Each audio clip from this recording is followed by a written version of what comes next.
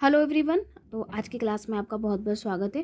पिछली क्लासेस में हमने हमारे राजस्थान की जो बुक है आरबीएससी की क्लास 6 की उसके 4 चैप्टर कंप्लीट कर लिए हैं और आज हम पढ़ने जा रहे हैं अध्याय नंबर 5 आज़ादी से पूर्व सरकार का स्वरूप। इसका मतलब ये पॉलिटी का चैप्टर है।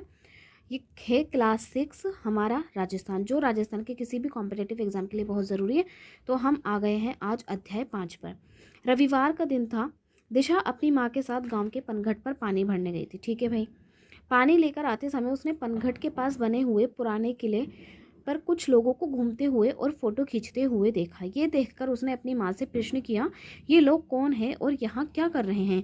तो माँ ने बताया कि ये पर्यटक हैं और इस पुराने किले को देखने आए हैं। दिशा ने वापस प्रश्न किया, इस किले में ऐसा क्या है जो ये देखने आए हैं? सही बात है भाई, ऐसा भी क्या है? तो फिर माँ ने बताया कि यह किला बहुत पहले इस गांव के जागीरदार ने बनवाया था। वे इसमें रहते थे और इसकी प्राचीनता के कारण पर्यटक इसे देखने आते हैं। अब दिशा ने एक और प्रश्न कर लिया कि भाई ये जागीरदार कौन होते हैं और अब वे कहाँ रहते हैं? माँ ने मुस्कुराते हुए कहा, पहले जागीरदार ही गांव के प्रशासक होते थे और इनके पास ही गांव की देखरेख की जिम्मेदारी होती थी। दिशा माँ से कुछ और प्रश्न पूछती उससे पहले ही घर आ गया और उसके प्रश्नों का सिलसिला टूट गया। दिशा के मन में जागीरदार को लेकर कई प्रश्न घूम रहे थे। दूसरे दिन दिशा ने स्कूल में अपने अध्यापक से कक्षा में आते ही प्रश्न पूछ लिया, जागीरदार कौन होते थे और अब ये कहाँ गए?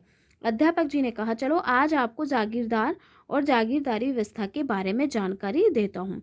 आज़ादी से पहले हमारा राजस्थान वर्तमान स्वरूप में नहीं था। ये मुख्यतः विभिन्न रियासतों में विभाजित था। ये रियासतें स्वतंत्र राज्य की तरह ही शासन संचालन करती थी। रियासतों के शासक अपने मंत्रियों और जागीरदारों की सहायता से शासन का संचालन करते थे। शासक शक्ति का सर्वोच्च केंद्र राजा होता था। तो जो राजा थे वो सर्वोच्च केंद्र में होते थे और उनके अंडर में मंत्री होते थे, जागीरदार होते थे, जो सब मिलकर के शासन करते थे। शासन का यह प्रकार राजशाही शासन कहलाता था कि राजा जो था वो मंत्रियों के और जागीरदारों के माध्यम से शासन करता था और सर्वोच्च जो केंद्र था वो कौन था? राजा था। राजशाही शासन का स्वरूप कैसा था? अब हम इसका स्वरूप देखते हैं। राजस्थान की विभिन्न रियासतों में सिसोदिया, राठौड़, कछवाहा और चौहान आदि वंश के शासक जो थे वो राज्य करते थे। ये अलग अलग राज्य थे किंतु शासन व्यवस्था लगभग समान थी। विभिन्न रियासतों में शासन संचालन के लिए केंद्रीय व्यवस्था के पदाधिकारी राजा, मंत्री, बख्शी, खजांची, परगना, ये सब क्या थे? अधिकारी थे। तो हम एक एक करके देख लेते हैं। सबसे पहले है राजा। राजा राज्य की संपूर्ण शक्ति का सर्वोच्च केंद्र होता था। ऑब्वियसली बात है भाई, राजा तो राजा होता है। सामान्यतः राजा अपने सलाहकारों एवं मंत्री परिषदों के सदस्यों के सहयोग से शासन का संचालन करते थे। ओके, मंत्री कौन होते थे? राजा अपने शासन कार्य में सहायता हेतु मंत्रियों की नियुक्ति करते थे। तो देखिए, मंत्री किस में सहायता करते थे? शासन कार्य में सहायता करते थे मंत्री। प्रमुख मंत्री को क्या कहते थे? दीवान कहते थे। तो अब क्वेश्चन बनने वाली जो बात है ना, यहाँ से अब ध्यान देना स्टार्ट कीजिए भाई। प्रमुख मंत्री को दीवान कहते थे, तो ये याद रखना है। दीवान कौन होता था? जो प्रमुख मंत्री होता था, मेन जो होता था वही दीवान होता था। राजा समय के समय इनसे मंत्रणा करके राज्य कार्य की जटिल समस्याओं को सुलझाते थे। अब आ जाता है बख्शी। बख्शी की अगर हम बात करें तो बख्शी कौन था भाई? सेना को वेतन देना और सेना संबंधी अन्य कार्यों की जिम्मेदारी बख्शी की होती थी। तो सेना को वेतन देना और सेना के संबंधित जो भी कार्य थे वो कौन करेगा? बख्शी करेगा। तो यहाँ से जो है क्वेश्चन बनने की संभावना है कि मतलब यहाँ से क्वेश्चन बन सकते हैं कॉम्पिटेटिव एग्जाम्स में। फिर आता है खजांची। क्या है भाई? मिलान करने के लिए क्वेश्चन आ सकता है या डायरेक्ट भी पूछ सकता है कि बख्शी का काम क्या होता है। अब आता है खजांची। आमदनी और खर्च के हिसाब को संतुलित रखना। तो भाई पैसा की बात अगर आएगी, कितना खर्च हो रहा है, कितनी आमदनी है, ये सब कौन हिसाब रखेगा? खजांची। बचत को सुरक्षित कर राजकोष में वृद्धि करना, ये भी खजांची का ही काम था। उसके बाद आता है परगना अधिकारी। परगना अधिकारी की बात करें तो राज्य परगनों में विभाजित था। अब देखिए, परगना क्या होते हैं? जैसे ये राज्य है, ये एक राज्य है, तो फिर इसमें भी क्या है? परगने होते थे। मतलब जो परगने थे उनको हम राज्य भी कह सकते थे। तो राज्य जो थे वो परगनों के अंदर विभाजित थे तथा परगने में शांति व्यवस्था बनाए रखने के लिए जिम्मेदारी किसकी होगी? परगना अधिकारी की। क्या जिम्मेदारी होगी? शांति व्यवस्था बनाए रखना। ग्राम राज्य की सबसे छोटी इकाई थी। ग्राम का प्रशासन ग्राम पंचायतें करती थी। ओके, अब देखिए हम देखते हैं जागीरदारी व्यवस्था क्या थी। एक व्यवस्थित राज्य के लिए प्रशासनिक व्यवस्था अनिवार्य तत्व है। राज्य के मध्यकाल का संपूर्ण शासन तंत्र राजा और जागीरदारी व्यवस्था पर आधारित था। तो देखिए जो मध्यकाल का जो टाइम था राजस्थान में, वो किस पर आधारित था? एक तो राजा पर, भाई राजा थे, और कौन थे? जागीरदार थे। राजस्थान की जागीरदारी व्यवस्था रक्त संबंध एवं कुलीय भावना पर आधारित थी। तो राजस्थान की जो जागीरदारी व्यवस्था थी वो किस पर आधारित थी? रक्त संबंध और कुलीय भावना। ये क्वेश्चन भी आ सकता है। मैं हाईलाइट जो कर रही हूँ उन वर्ड पे आपको ध्यान देना है। ओके, प्रशासनिक और सैनिक व्यवस्था कैसी थी? रक्त संबंधी और कुलीय भावना पर आधारित थी। राजस्थान में जागीरदारी व्यवस्था का मूल तत्व था कि राजा की मृत्यु के बाद बड़ा पुत्र राजा बनता था। राजा अपने छोटे भाइयों को जीवन यापन के लिए भूमि आवंटित करता था। भाई बंधु को दी गई इस भूमि का स्वामी जागीरदार कहलाता था। ठीक है, तो जागीरदार कौन कहलाता? कि भाई बंधु को जो भूमि दी जाती थी राजा के द्वारा, उस भूमि का जो मालिक होता था वो जागीरदार होता था। जागीरदार का काम क्या था? उस जागीर की क्या करेगा भाई? सुरक्षा करेगा, उसका शासन संचालन करेगा। बाद के समय में योग्यता के आधार पर भी जागीरें प्रदान की जाने लगी। ओके, कक्षा में जो थे बच्चे रुचि से सुन रहे थे, तभी शिखर ने शिक्षक से पूछा कि ये व्यवस्था कब से प्रारंभ हुई। ओके भाई, बताते हैं। अध्यापक जी ने कहा, मैं आपको इसके प्रारंभ और इसके स्वरूप के बारे में बताता हूँ। तो सबसे पहले हम देखेंगे प्रारंभ कब से हुआ। जागीरदारी व्यवस्था का प्रारंभ कब हुआ, इस संबंध में अब तक कोई निश्चित मत नहीं बन पाया है, लेकिन राजस्थान में इसका विकसित और स्पष्ट स्वरूप राजपूतों के शासनकाल से प्रारंभ हो गया था। तो कब से हो गया था भाई? राजपूतों के शासनकाल से। राजस्थान भूभाग पर राजपूतों की विभिन्न शाखाओं ने अनेक राज्य स्थापित किए जो उनकी रियासतें कहलाई। ठीक है, रियासतें क्या कहलाई? कि जो राजपूत शासक थे उन्होंने अपने अपने राज्य स्थापित कर लिए, वही उनकी क्या कहलाई? रियासतें कहलाई। रियासतों की सुरक्षा एवं शासन व्यवस्था के संचालन हेतु शासकों ने जागीर व्यवस्था प्रारंभ की। अब इन रियासतों को सुरक्षा भी करनी थी, इन पर राज भी करना था, शासन चलाना था। उसके लिए इन्होंने क्या किया? जागीर व्यवस्था प्रारंभ की। ओके, आगे आइए। जागीरदारी व्यवस्था का स्वरूप कैसा था? राजस्थान में यह रक्त संबंध पर आधारित सगोत्रीय कुलीय व्यवस्था थी। ओके, तो ये रक्त संबंध पर आधारित थी और ये कैसी थी? गोत्र वाली थी, सगोत्रीय कुलीय व्यवस्था थी।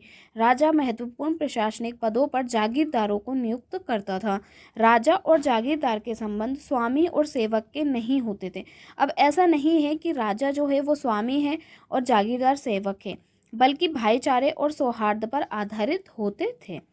मध्यकालीन जागीरदारी व्यवस्था के स्वरूप में परिवर्तन कैसे आया? फिर मुगल काल में मुगलों से संधि के कारण शासकों को जागीरदारों पर निर्भरता कम हो गई। अब देखिए जो शासक थे ना, रियासतों के जो मालिक थे, उन्होंने क्या किया? जागीरदारों पर उनकी निर्भरता कम हो गई क्योंकि मुगल आ गए थे। शासक मुगल मनसबदार बन गए। अब ये जो शासक थे रियासतों के, ये क्या हो गए? मुगलों के अधीन आ गए और ये मुगलों के मनसबदार बन गए और उन्हें मुगलों का संरक्षण प्राप्त हो गया। अब ये क्या है? मुगलों की शरण में चले गए सारे शासक जो थे। इससे शासक जागीरदारों के साथ स्वामी जैसा व्यवहार करने लगे थे। प्रारंभ में जागीरदार युद्ध एवं शांति के समय राजा को अपनी सेवाएं देते थे, लेकिन मध्यकाल में सेवाओं के साथ कर व्यवस्था निर्धारित कर दी गई। अब देखिए पहले तो क्या था कि आपको सेवाएं देनी है बस, लेकिन बाद में क्या था कि आप कर इकट्ठा करके भी दोगे, जो टैक्स होता है ना वो भी आप इकट्ठा करोगे, जिसका उल्लेख जागीर पट्टे में किया जाता था। मुगल शासन प्रणाली की कुछ व्यवस्थाओं का प्रभाव राजस्थान पर भी पड़ा। रियासतों ने अपने प्रशासन को परगनों और ग्रामों में विभाजित कर दिया था। रियासत जो थी उन्होंने क्या किया था? परगनों में बांट दिया, मतलब छोटे छोटे, और गांवों में भी बांट दिया था। अंग्रेजों का शासन देखते हैं।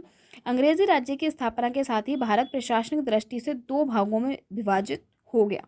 देखिए, एक तो था ब्रिटिश भारत, जहाँ भारत के अंदर जैसे ये पूरा भारत है ना, तो इस भारत में जहाँ जहाँ पे भी मतलब राज्य थे जो अंग्रेज़ों के कंट्रोल में थे, उसे हम ब्रिटिश भारत कहते हैं। और दूसरा था रियासती भारत। रियासती भारत जहाँ जो रियासतें स्वतंत्र थी, जहाँ पर शासकों का राज था, यहाँ पर अंग्रेज़ों का राज नहीं था। तो इसलिए हम दो भागों में बांट देते हैं। एक तो ब्रिटिश भारत जहाँ पर अंग्रेज़ों का राज था, और दूसरा था रियासती भारत, जो रियासतें एकदम स्वतंत्र थी। ब्रिटिश कालीन भारत केंद्र शासित प्रदेशों एवं 11 प्रांतों से बना हुआ था। अब ब्रिटिश कालीन जो भारत था जहाँ पर अंग्रेज़ों का राज था, उसमें क्या थे भाई? केंद्र शासित प्रदेश थे, और 11 जो थे वो राज्य थे, प्रांत मतलब राज्य थे। सभी प्रांतों के अलग अलग गवर्नर थे। अब ये 11 प्रांत थे, इन सब में अलग अलग अंग्रेज़ों के गवर्नर थे जो कि भारत के गवर्नर जनरल के प्रति उत्तरदायी थे। तो एक गवर्नर जनरल जो पूरे भारत का था, उसने क्या किया था, अलग अलग प्रांतों में अलग अलग गवर्नर रख दिए थे। 1857 की क्रांति के बाद ईस्ट इंडिया कंपनी का शासन समाप्त हो गया। अब भारत के प्रशासन का सीधा नियंत्रण इंग्लैंड के ताज और संसद के नियंत्रण में आ गया। तो 1857 की क्रांति के बाद क्या हुआ था कि भारत का जो शासन था, जो अंग्रेज भारत पे शासन कर रहे थे ना, वो सीधा पहुंच गया शासन भाई साहब इंग्लैंड की संसद में। ओके, अब डायरेक्ट वहां से शासन हो रहा है। लॉर्ड कैनिंग को गवर्नर जनरल के साथ साथ भारत का प्रथम वायसराय नियुक्त किया था। और ये एक फैक्ट बन के तैयार होता है एग्जाम के पॉइंट ऑफ व्यू से कि प्रथम वायसराय किसको नियुक्त किया गया था, लॉर्ड कैनिंग को गवर्नर जनरल के साथ साथ भारत का प्रथम वायसराय भी नियुक्त किया गया था। कैनिंग, भूलना मत। अंग्रेज सरकार द्वारा विभिन्न अधिनियम पारित करके भारत शासन संचालित किया जाने लगा। अब काफ़ी सारे एक्ट आए, तो उनमें से एक है 1935 ईस्वी का भारत सरकार अधिनियम, जिसे 1 अप्रैल 1937 ईस्वी को लागू किया था। तो ये भी एक इम्पॉर्टेंट फैक्ट हो जाता है कि भारत शासन अधिनियम 1935 जो था वो कब लागू हुआ था, तो वो 1 अप्रैल 1937 को लागू हुआ था। इसके द्वारा अजमेर और मेरवाड़ा के प्रशासन में परिवर्तन लाया गया था। देखिए, अजमेर और मेरवाड़ा जो था ये केंद्र शासित प्रदेश था, मतलब ये अंग्रेज़ों के अंडर में था। तो इसके प्रशासन में परिवर्तन लाया गया था। अब इसे विदेश एवं राजनीतिक विभाग के स्थान पर भारत सरकार के गृह विभाग के अंतर्गत लाया गया था। तो यहाँ से सीधा क्वेश्चन बन सकता है कि भारत शासन अधिनियम जो 1935 में आया था, उस अधिनियम के द्वारा कहाँ परिवर्तन किया गया था, तो भाई साहब अजमेर और मेरवाड़ा के प्रशासन में परिवर्तन किया गया था। और क्या परिवर्तन किया गया था कि उसे विदेश एवं राजनीतिक विभाग के स्थान पर किसमें, गृह विभाग के अंतर्गत रखा गया था। ये क्वेश्चन आ सकता है कि भाई गृह विभाग के अंतर्गत कौन से क्षेत्र को रखा गया था, तो अजमेर और मेरवाड़ा, बिल्कुल नहीं भूलना है। गृह विभाग के अंतर्गत आने का प्रमुख प्रभाव यह हुआ कि अब इस क्षेत्र के सभी कानून संघीय कार्यपालिका द्वारा बनाए जाने लगे, न कि गवर्नर जनरल के द्वारा। तो ये सीधा कहाँ चला गया, संघीय कार्यपालिका के अंडर में चला गया।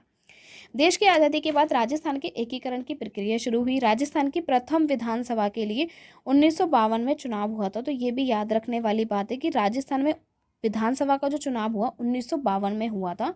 और टीकाराम पालीवाल ये प्रथम निर्वाचित मुख्यमंत्री थे, मतलब जो चुनावों में जीते थे, जिन्होंने वोट जीत के जो मुख्यमंत्री बने हैं वो है टीकाराम पालीवाल। ओके, आगे चलते हैं। राजस्थान के निर्वाचित मुख्यमंत्रियों की सूची बनाइए। ये तो काम की बात है जो कि हम करेंगे आगे की क्लासेस में। अब यहाँ देखिए शब्दावली। जागीर पट्टा क्या होता है, वह पत्र जिसमें शासक द्वारा प्रदान की गई जागीर का उल्लेख होता है। मनसबदारी क्या होता है, मुगल काल में प्रचलित एक प्रशासनिक प्रणाली। तो ये क्वेश्चन आ सकता है, मनसबदारी क्या है, निर्वाचित मतलब तो चुना हुआ होता है। क्वेश्चन देख लेते हैं। सेना को वेतन देने और सेना संबंधी अन्य कार्यों की जिम्मेदारी किसकी होती थी, तो भाई देखिए सेना की अगर बात आ जाएगी और सेना के वेतन की और सेना संबंधी बात आएगी तो यहाँ पर आंसर हो जाएगा बख्शी। ये काम बख्शी का होता है। राजा तो जो पूरा शासन करता है वो, और खजांची जो है वो पूरा पैसे का देखेगा, कितना खर्चा हुआ है, कितना पैसा आया है। राजस्थान के प्रथम निर्वाचित मुख्यमंत्री बताइए, टीकाराम पालीवाल। ओके, आगे चलिए। अब देखिए इस तरीके के क्वेश्चन आते हैं ना, मिलान करने वाले आते ही हैं कॉम्पिटिटिव एग्जाम में।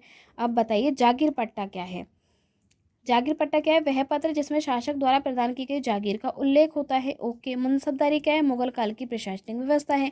ग्राम क्या है, राज्य की सबसे छोटी इकाई है। ओके, परगना अधिकारी के कार्य क्या थे, राजस्थान की रियासतों में कौन कौन से वंश की हमने ऊपर पढ़ा है, हम यहाँ से आंसर इनके देख सकते हैं, लगा ही लेते हैं। तो यहाँ पे देखिए परगना अधिकारी के कार्य, परगना अधिकारी का क्या काम था, परगने में शांति व्यवस्था बनाए रखना। राजस्थान की रियासतों में कौन कौन से वंश जो हैं वो शासक राज करते थे, सिसोदिया राजवंश, राठौड़ राजवंश, चौहान राजवंश, कछवाहा राजवंश। जागीरदारी व्यवस्था के स्वरूप को समझाइए। ऊपर ये आया है जागीरदारी व्यवस्था कैसी थी, तो ये रहा जागीरदारी व्यवस्था का स्वरूप। ये हो जाएगा इसका पूरा आंसर यहाँ तक। ओके, नेक्स्ट क्वेश्चन है, ब्रिटिश काल में प्रशासनिक व्यवस्था में होने वाले परिवर्तनों को बताइए। तो देखिए यहाँ पे जो अंग्रेज़ों का शासन था, यहाँ पे कौन कौन से परिवर्तन है, तो ये जो है यहाँ पे कि अंग्रेज राज्य की स्थापना के साथ ही भारत प्रशासनिक दृष्टि से 2 भागों में विभाजित हो गए। तो ब्रिटिशों को जब शासन आया तो आप हम इसका आंसर कहाँ तक लगा सकते हैं, यहाँ तक लगा सकते हैं, लघुत्तरात्मक का दूसरा। ओके, और लास्ट क्वेश्चन है, स्वतंत्रता से पहले राजस्थान की जागीरदारी व्यवस्था पर एक लेख लिखना है। तो जागीरदारी व्यवस्था पर हम आ जाते हैं। ये रही जागीरदारी व्यवस्था। ये आपके निबंधात्मक क्वेश्चन का आंसर हो जाएगा यहाँ तक। Okay, thank you.